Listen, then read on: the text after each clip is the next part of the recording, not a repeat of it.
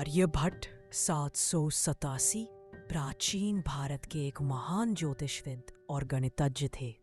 इन्होंने आर्यभट्टीय ग्रंथ की रचना की, जिसमें ज्योतिष शास्त्र के अनेक सिद्धांतों का प्रतिपादन है। इसी ग्रंथ में इन्होंने अपना जन्मस्थान कुसुमपुर और जन्मकाल शक संवत 348 लिखा है। बिहार में वर्तमान पटना का प्राचीन नाम कुसुमपुर था, लेकिन आर्यभट्ट का कुसुमपुर दक्षिण में था। यह अब लगभग सिद्ध हो चुका है। एक अन्य मान्यता के अनुसार उनका जन्म महाराष्ट्र के अश्मक देश में हुआ था। उनके वैज्ञानिक कार्यों का समादर राजधानी में ही हो सकता था। अतः उन्होंने लंबी यात्रा करके आधुनिक पटना के समीप कुसुमपुर में अवस्थित होकर राज सान्निध्य में अपनी रचनाएं पूर्ण की। इनकी उत्पत्ति भट्ट ब्राह्मण समुदाय में मानी जाती है। यद्यपि आर्यभट्ट के जन्म के वर्ष का आर्यभट्टीय में स्पष्ट उल्लेख है, उनके जन्म के वास्तविक स्थान के बारे में विवाद है।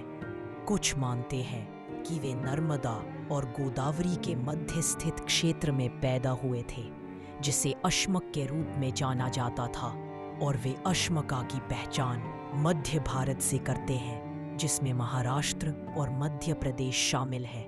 हालांकि आरंभिक बौद्ध ग्रंथ अश्माका को दक्षिण में दक्षिणापथ या दक्खन के रूप में वर्णित करते हैं, जबकि अन्य ग्रंथ वर्णित करते हैं कि अश्माका के लोग सिकंदर से लड़े होंगे। इस हिसाब से अश्माका को उत्तर की तरफ और आगे होना चाहिए। एक ताज़ा अध्ययन के अनुसार आर्यभट्ट केरल के चाम्रवत्तम 10 उत्तर 50 बोलपतास के निवासी थे।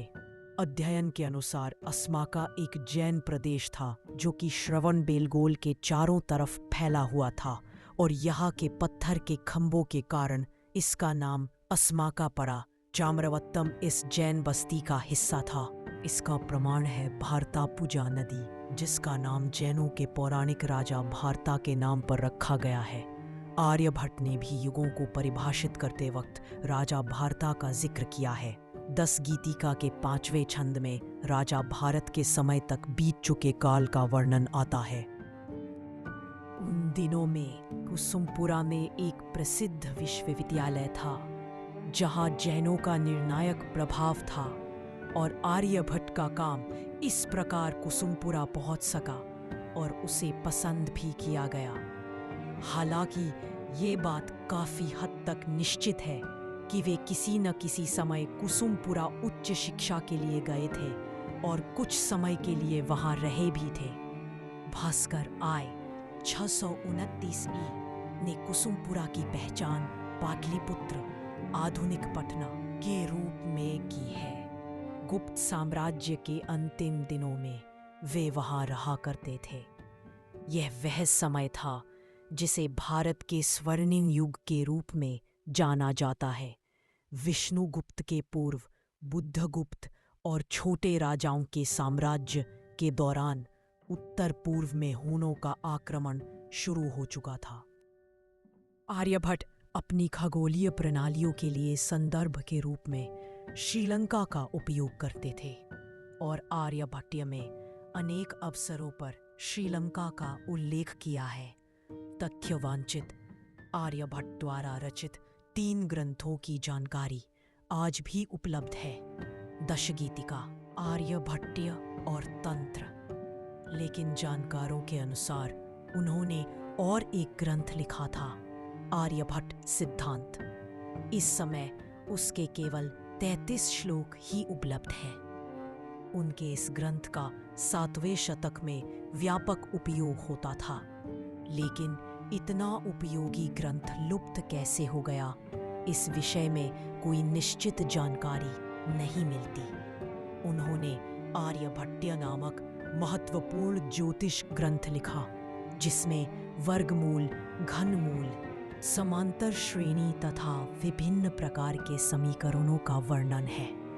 उन्होंने अपने आर्यभट्टीय नामक ग्रंथ में कुल 3 पृष्ठों के समा सकने वाले 33 श्लोकों में गणित विषयक सिद्धांत तथा 5 पृष्ठों में 75 श्लोकों में खगोल विज्ञान विषयक सिद्धांत तथा इसके लिए यंत्रों का भी निरूपण किया।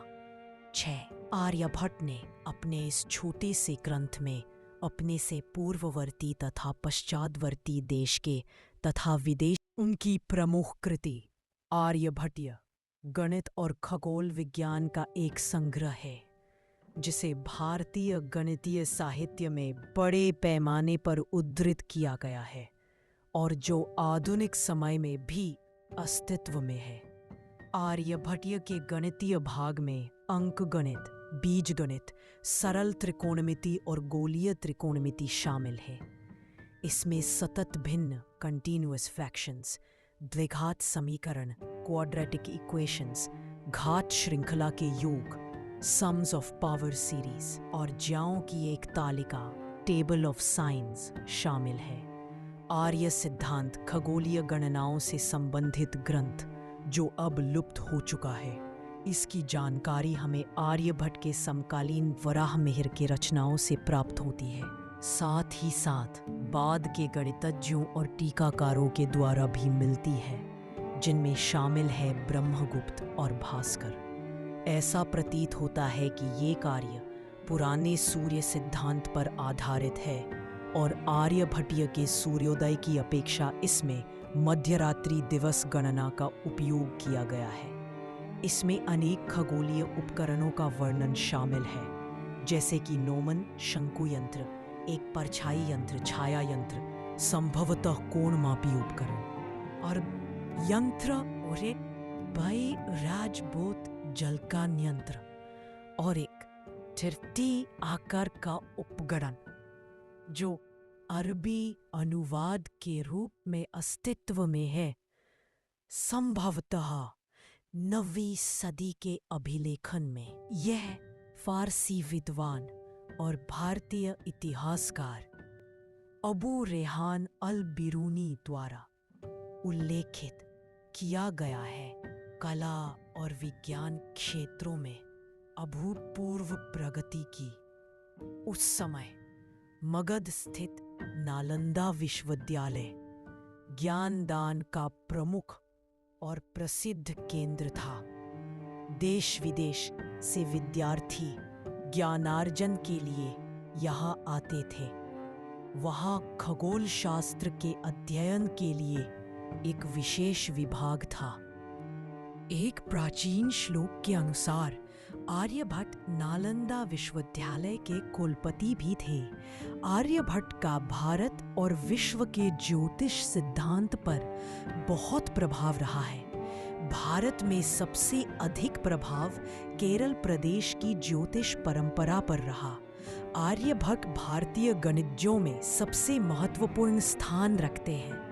इन्होंने 130 आर्य छंदों में ज्योतिष शास्त्र के सिद्धांत और उससे संबंधित गणित को सूत्र रूप में अपने आर्यभट्टीय ग्रंथ में लिखा है।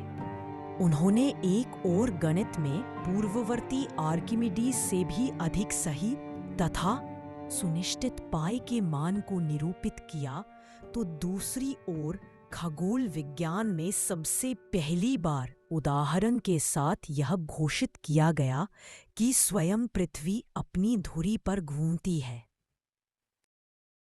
आर्यभट्ट ने ज्योतिष शास्त्र के आजकल के उन्नत साधनों के बिना जो खोज की थी, यह उनकी महत्ता है। कोपरनिकस 1773 से 1543 ने जो खोज की थी, उसकी खोज आर्यभट्ट 1000 वर्ष पहले कर चुके थे। गोलपाद में आर्यभट्ट ने लिखा है, नाव में बैठा हुआ मनुष्य जब प्रवाह के साथ आगे बढ़ता है, तब वह समझता है कि अचर वृक्ष, पाषाण, पर्वत आदि पदार्थ उल्टी गति से जा रहे हैं। उसी प्रकार गतिमान पृथ्वी पर से स्थिर नक्षत्र भी उल्टी गति से जाते हुए दिखाई देते हैं। इस प्रकार आर्यभट्ट ने सर्वप्रथम यह सिद्ध किया कि पृथ्वी अपने अक्ष पर घूमती है।